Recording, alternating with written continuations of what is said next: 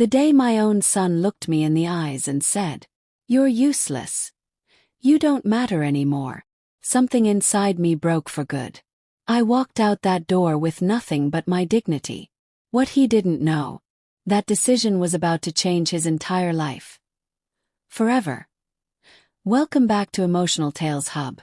If you've ever loved someone who made you feel invisible, this story is for you. Before we begin, drop a like if you believe parents deserve respect. And comment "Stay strong" if you've ever been hurt by family. Now listen carefully, because this isn't just my story. This is a warning. I raised my son with these two hands. No nanny. No shortcuts. No excuses. I worked double shifts, skipped meals, and stayed up nights worrying how I'd pay rent, just so he could have shoes that didn't fall apart at school. When his father walked out, everyone told me I wouldn't make it. But I did. For him. Years passed.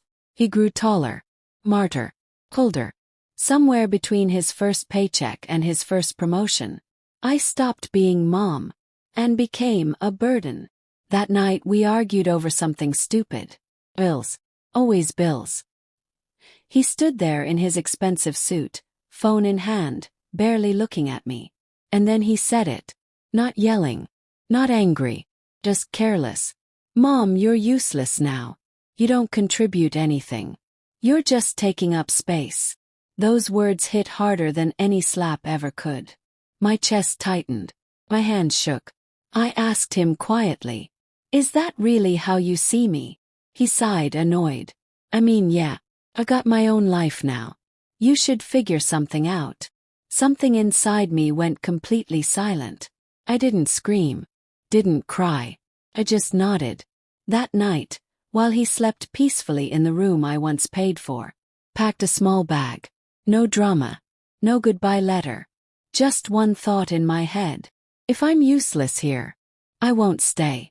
And before the sun came up, I walked out of the house I helped build.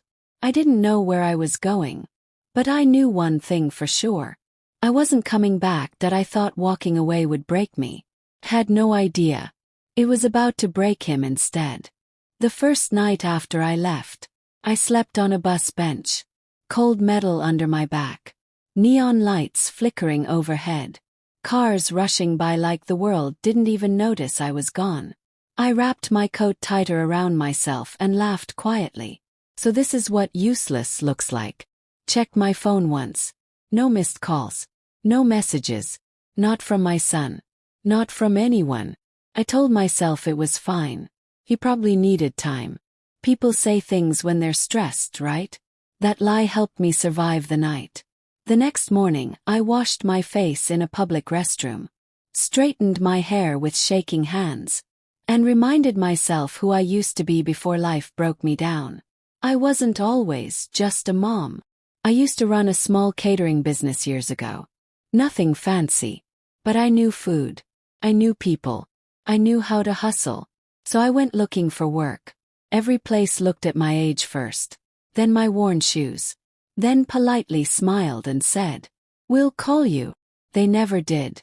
By afternoon my feet hurt, my head throbbed. And doubt started creeping in. What if he was right? I sat on a park bench, watching a mother chase her little boy. She laughed when he tripped, pulled him up, kissed his scraped knee. My throat tightened. I remembered holding my son's hand just like that. Promising him I'd always be there. That night, I rented the cheapest room I could find. No windows. A mattress that smelled like old dust and regret. As I lay there, staring at the cracked ceiling, my phone finally buzzed. My heart jumped. Grabbed it. A message from my son. Just one line. "Did you leave on purpose?" I stared at the screen for a long time. Then I typed back. "Yes." 3 dots appeared. Then disappeared. No reply. I turned my phone face down. For the first time in years, I cried silently into a pillow that wasn't mine. But somewhere beneath the pain, a strange feeling started to grow. Not anger. Not revenge. Freedom.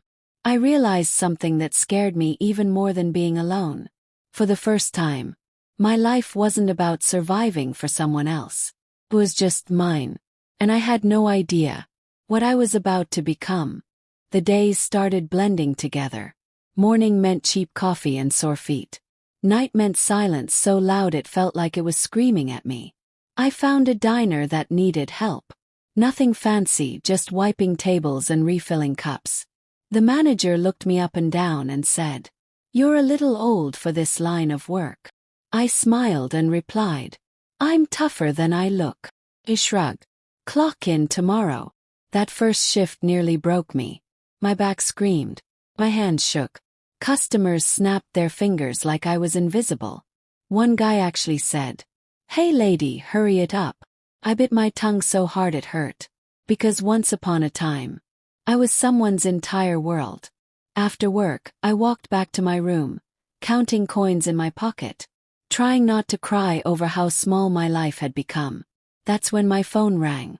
My son froze. I didn't answer at first. Let it ring and ring. Finally I picked up. "What?" I said quietly. He sighed like I was the inconvenience. "So, where are you staying? Why does it matter?" I asked. Another pause. "I just want to know," he said. "You didn't have to disappear like that." Disappear. Like I hadn't spent decades right in front of him.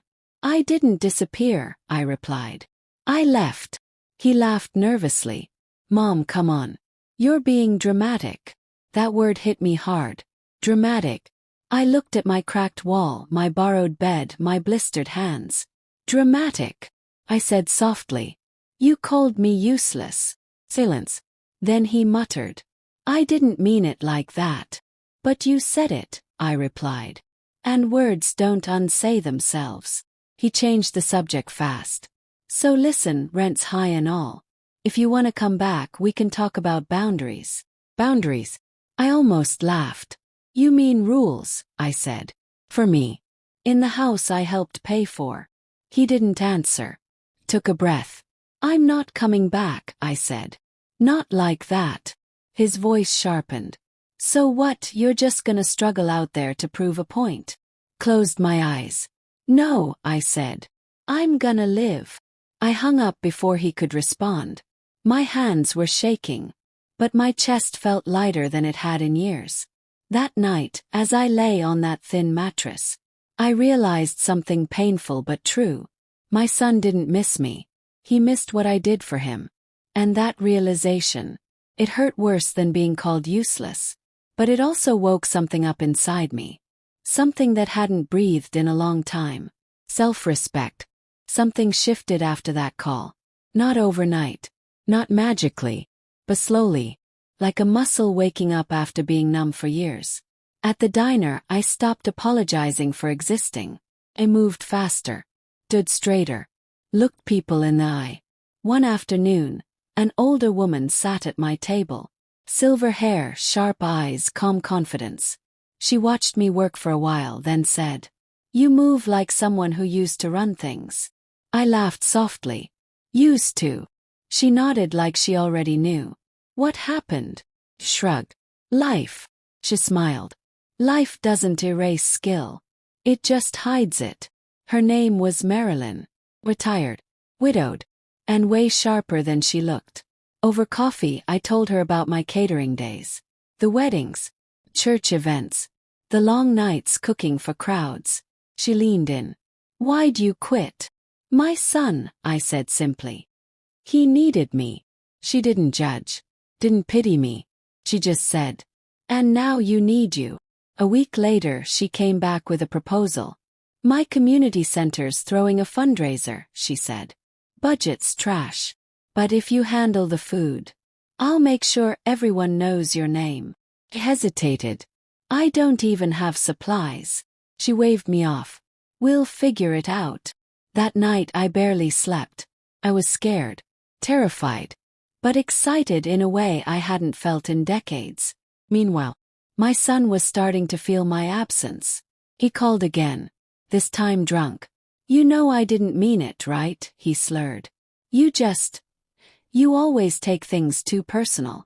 I didn't argue. I just said, "I hope you're okay." That seemed to bother him more than yelling would have. The fundraiser day came fast. I cooked like my life depended on it. Because in a way, did. When people took their first bite, faces lit up. Someone said, "Who made this?" Someone else asked for my number. For the first time in years, I wasn't someone's burden. I was valuable, useful. Not because my son needed me, but because I still had something to give. And I realized something big that night. Walking away didn't make me disappear. It made me visible. After the fundraiser, something unexpected happened. My phone wouldn't stop buzzing. First, I thought it was a mistake. Maybe Marilyn shared the wrong number or something. But no. People were calling me. "Hey, you did the food at the community center, right? My sister's engagement is coming up. Do you cater small weddings? Can you do birthday parties?" I sat on the edge of that cheap mattress, phone in my hand, heart pounding like I was 20 again. I hadn't felt wanted in years. Not needed out of obligation. Not tolerated. Wanted. I started small. One event. Then two. I cooked out of borrowed kitchens, church halls, even someone's garage once. It was messy. Exhausting. But every time someone took a bite and smiled, a little piece of me came back to life. Meanwhile, my son noticed. Not right away. But slowly. He texted one night. "Marilyn posted pics. That was you." I stared at the message for a long moment. Then replied. "Yes." 3 dots appeared. Disappeared. Appeared again. "Didn't know you were still doing that." Well, like it was a hobby I forgot to grow out of. I typed back. I never stopped being good at it. I just stopped having permission. That hit harder than I expected. Because he didn't reply for hours. The next morning, I woke up to another message. "So, you're really doing okay?" I almost laughed. This was the same person who called me useless. Now he sounded unsure. Unsteady. I didn't rub it in. Didn't brag. I just said, "I'm managing." That word bothered him. Managing meant I didn't need rescuing. Didn't need approval. A few days later, he showed up at the diner. Didn't call. Didn't text. Just walked in like he owned the place. He looked around, confused. Like he was seeing me for the first time. I was laughing with Marilyn behind the counter. Laughing. When I noticed him, my smile faded. Not from fear, but from surprise. He cleared his throat. "Mom." He nodded. "Hey." Awkward silence. Then he said it. "You look different." Shrug. People do when they're not carrying dead weight. He flinched. For the first time ever. My words made him uncomfortable. He tried to recover. "So, I was thinking maybe we could grab dinner sometime." I studied his face. This wasn't an apology. It wasn't regret. It was curiosity. He wanted to understand how the person he dismissed was suddenly standing taller without him. "I'm busy," I said honestly. "I've got an event this weekend." His eyebrows lifted. "An event?" "Yeah," I said calmly. "I've got a life now." And I walked away. Not angry. Not bitter. Just done explaining myself. That night, alone in my room, I realized something quietly powerful. The moment I stopped begging for respect was the moment he started noticing my absence. Success didn't show up loud. Crept in quietly. Second-hand fridge. Better groceries. A room with a window this time. Small upgrades, but they meant everything. I stopped counting pennies. Stopped choosing between food and bus fare. For the first time since I left, I wasn't surviving. I was building. And that's when my son really started feeling it. He called more often now. Not angry. Not drunk. Just uneasy. "So," he said one evening, "I heard you're getting pretty busy." I smiled to myself. "Yeah, I am." Silence. "You don't have to push yourself like that, you know." There it was. Concern wrapped in control. "I'm not pushing," I said. "I'm choosing." He cleared his throat. "Well, if you ever want to slow down, you could always come back. Things would be easier." Easier? For who? I didn't answer right away. Then I said gently, I didn't leave to be comfortable. I left to be respected. That line landed hard. He exhaled sharply. You're acting like I kicked you out. I laughed softly. You did. Just with words instead of a door. That conversation haunted him. Could tell. Because a week later, he showed up again, this time at one of my events. Small wedding. Nothing fancy. He stood in the back watching. Watching guests compliment the food. Watching people shake my hand. Watching me lead a team. Watching me be seen. When I finally noticed him, he looked out of place. Muller. After the event, he approached slowly. You really did all this? He asked. He nodded. With these hands you said were useless. He swallowed. I didn't mean it like that. I met his eyes. But I heard it like that. That was the moment. The first real crack in his confidence. Because deep down, he realized something painful. The woman he thought he'd outgrown was growing without him. And for the first time in his life, he wasn't ahead of me anymore. Power shift was obvious now. He felt it. But we handled it very differently. I set boundaries. He tested them. He started calling at odd hours. Asking things that had nothing to do with me. Hey, where do you buy your supplies? Who's helping you with bookings? Marilyn, she's just a friend, right? Questions disguised as concern. Control disguised as care. I answered politely but briefly. No oversharing. No explanations. That bothered him more than silence ever did. One afternoon he showed up unannounced again. This time I didn't stop what I was doing. I was prepping trays, checking lists, moving with purpose. He stood there awkwardly, hands in his pockets. You've been distant, he finally said. I didn't look up. I've been busy. With me, he said quickly. You don't talk to me like you used to. Pause. Then I turned and faced him. That's because I don't live for your approval anymore. That hit him harder than any argument. He laughed nervously. You're acting like I ruined your life. Kept my voice calm. No, I said. You just showed me how small I'd made it. Silence. Then his voice dropped. I messed up, he muttered. I raised an eyebrow. That's not an apology, I said. That's a confession. He didn't argue. Because for the first time in his life, he didn't have leverage. Later that night I got a text from him. I never thought you'd actually be okay without me. I stared at the screen. Then replied. Neither did I. But here we are. I put the phone down and smiled quietly. Because the truth was simple. The moment I stopped begging my son to see my worth, he started realizing how much he'd lost. Regret doesn't show up like people expect. Doesn't scream. It doesn't beg. It sits quietly and eats at you. I could hear it in my son's voice now. Not just when he spoke to me, but when he spoke around me. He started bringing up the past. Little things. Remember when you used to wait up for me? Remember how you'd make soup when I was sick? You always handled stuff better than anyone. Compliments. Like, careful. Almost guilty. I listened. I didn't correct him. Didn't remind him how invisible I felt. Because guilt needs space to breathe. One evening he showed up again. But this time without that defensive posture. No crossed arms. No sharp tone. He looked tired. I don't get it, he said quietly. You should have fallen apart. I looked at him. That's what you expected. He nodded. Yeah, he admitted. I thought you'd need me. That you'd come back. I took a deep breath. I did need you, I said. But you taught me not to. That landed hard. He swallowed. I didn't mean to hurt you. I know, I replied. But intention doesn't cancel impact. He sat down slowly. I've been thinking a lot lately, he said.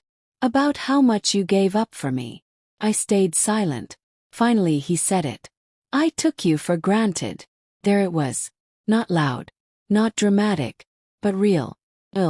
I didn't rush to comfort him. Because some lessons don't stick. Unless they hurt a little. He looked at me like he was waiting for forgiveness. I didn't give it. Instead, I said something honest. I'm not angry anymore, I told him. But I'm not going back to how things were. His face fell. Does that mean you don't need me? I met his eyes calmly. No, I said. It means I choose myself now. That night, after he left, I sat alone and thought about how strange life is.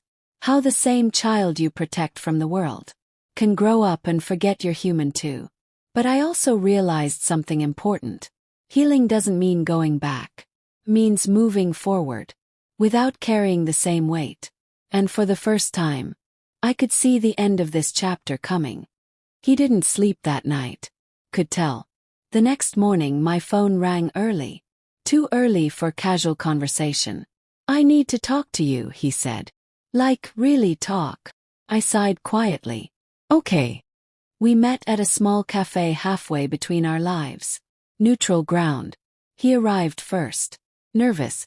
Fidgeting with his coffee cup like it might break. When I sat down, he looked up like he was seeing me for the first time.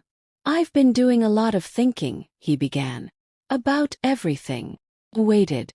I was angry, he continued. Not at you. Myself. And I took it out on the one person who never left me. That sentence hurt. 'Cause it was true. I don't expect you to forgive me, he said quickly. I needed you to know I see it now. He nodded. That's good, I replied. He blinked. That's it.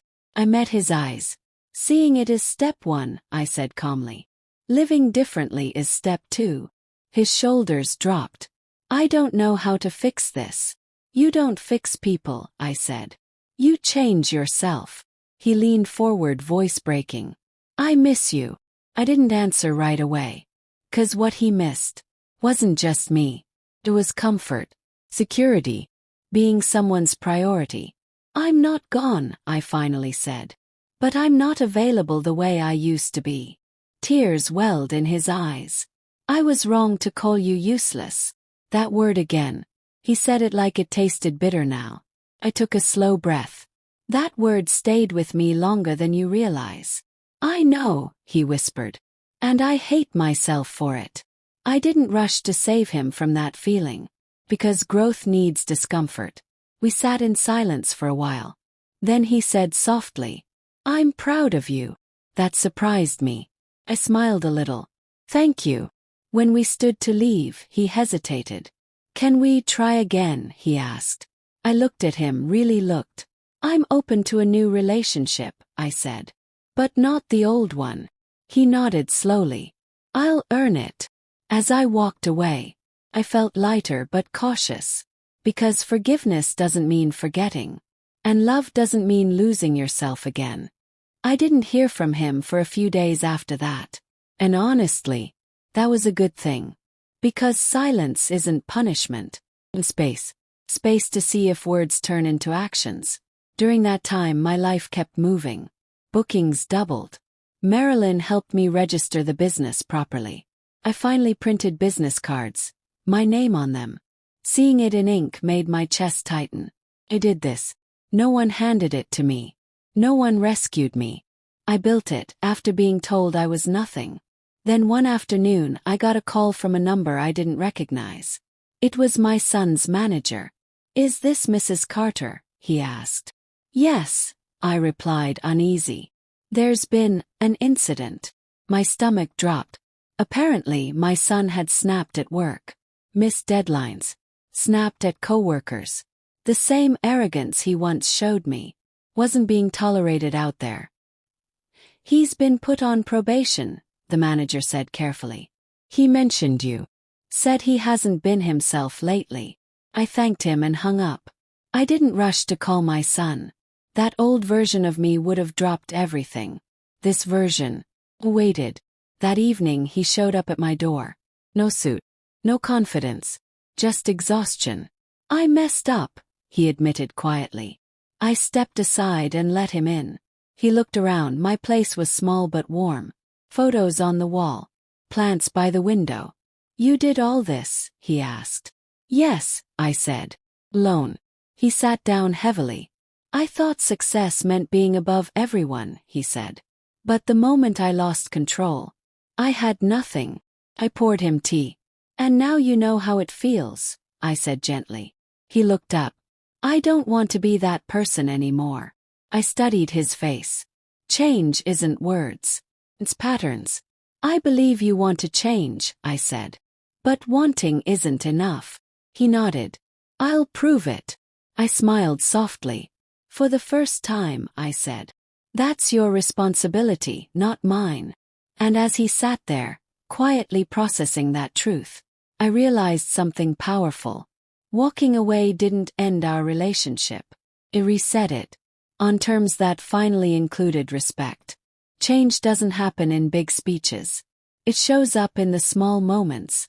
When nobody's watching. After that night, my son didn't call as much. First, I thought maybe he gave up. Old fears crept back in. But then I noticed something different. He started texting, not asking for help, but checking in. How was your day? Did the event go okay? Hope you're not overworking yourself. No guilt. No pressure. Just presence. Weeks passed. He didn't ask to move back in. Didn't ask for money. Didn't ask me to fix anything. That alone told me more than any apology ever could. One night he called late. Not drunk. Not angry. Just quiet. I got demoted today, he said. Waited. They said I need to relearn how to work with people, he continued. Funny thing is, the first person I thought of was you. Closed my eyes. Not because it hurt, but because it finally made sense. You taught me patience, he said. I ignored it. Now I'm paying for that. There was a pause. I don't expect you to save me, he added quickly. I just wanted you to know. I get it now. That was the moment. The real one. Not the cafe talk. Not the guilt. Not the regret. Because he wasn't asking me to fix him. He was owning his mess. I'm proud of you, I said softly. For facing it. His voice cracked. That means more to me than you know. After we hung up, I sat alone for a long time. I thought about all the years I put myself last. All the times I swallowed words to keep peace. And I realized something important. Love doesn't mean sacrifice without limits. It means growth on both sides. That night I slept deeply. Not because everything was perfect, but because for the first time, I trusted the change. Forgiveness doesn't come with fireworks. It arrives quietly. When trust starts to feel possible again. A few days after that call, my son asked if we could talk. Not at a cafe. Not at my place. He said, can we just walk? So we did. Long sidewalk. Evening air. No rush. For a while, neither of us spoke. Then he stopped walking. I owe you a real apology, he said. Not rushed. Not defensive. Real. I spent my whole life thinking strength meant control, he continued. And when I felt out of control, I turned cruel. My chest tightened. You didn't deserve that, he said. Not from anyone. Especially not from me. I took a deep breath. That apology matters, I said honestly. But forgiveness doesn't mean going back. He nodded. I know, he replied quickly. I don't want the old relationship either. That surprised me. I want something better, he said. Something where you don't disappear to keep me comfortable. We stood there in silence. Then he said something that told me everything I needed to know. I don't need you to fix my life. I just want to be part of yours. If you'll let me. That was the choice. Not whether I loved him. I always would. But whether I could love him. Without losing myself again. I'll meet you where I am, I said. Not where you're used to me being. His eyes filled with tears. That's fair, he whispered. That night when I got home, I looked around my small apartment. My space. My rules. My peace. And I realized something powerful. Walking away didn't end my role as a mother. It redefined it. On terms built with respect. Not obligation. Time has a way of proving who really changed. Months passed. Not days. Not weeks. Months. And my son stayed consistent. No guilt trips. No emotional shortcuts. No slipping back into old habits. He showed up when he said he would. Left when it was time. Listened more than he talked. Sometimes he just sat in my kitchen while I cooked. Not asking for advice. Not taking over. Just being present. That meant more to me than grand gestures ever could. My business kept growing too. Bigger events. Better clients. A small team I trusted. One afternoon, while we were cleaning up after a job, Marilyn smiled at me and said, "You know, you don't move like someone who's afraid anymore." I laughed softly. "I'm not." That same week, my son invited me to dinner. His place. That was new. He had changed it too. Simpler furniture, fewer status symbols. He cooked. Burned the garlic. Oversalted the pasta. But he tried. And that mattered. Halfway through dinner, he cleared his throat. "I started therapy," he said. I froze for a second, then smiled. "That takes courage," I said. He nodded. "I'm learning how much of my anger had nothing to do with you." We ate quietly after that. Comfortable silence. Later that night, as I walked home, I realized something surprising. I didn't feel anxious. Didn't feel like I was waiting for the other shoe to drop. For the first time in a long time, I trusted the moment, not because I forgot the past, but because I wasn't living inside it anymore. Life always tests you one last time. Just when things feel steady. The call came on a random afternoon. My son's voice was calm but tight. "I lost my job," he said. No drama. No excuses. Just truth. A year ago, that sentence would have sent me into panic mode. Fixing, calling, rescuing. This time. Breathe. "I'm sorry," I said. "That's hard." He was quiet for a moment. "I'm not asking to move in," he added quickly. "I'm not asking you to save me." That mattered. I just wanted you to hear it from me. We met later that week. He looked disappointed but not broken. "I messed up again," he admitted. "But I'm handling it." "How?" I asked. "I've got savings," he said. "I'm applying. I'm staying in therapy." He hesitated. "I just needed to know that you don't think I'm useless." There it was. The mirror moment. I looked at him, really looked. "I don't measure people by their worst moment," I said. "And I never did." His eyes filled. "I learned that from you," he whispered. That night, after he left, I sat alone with a cup of tea.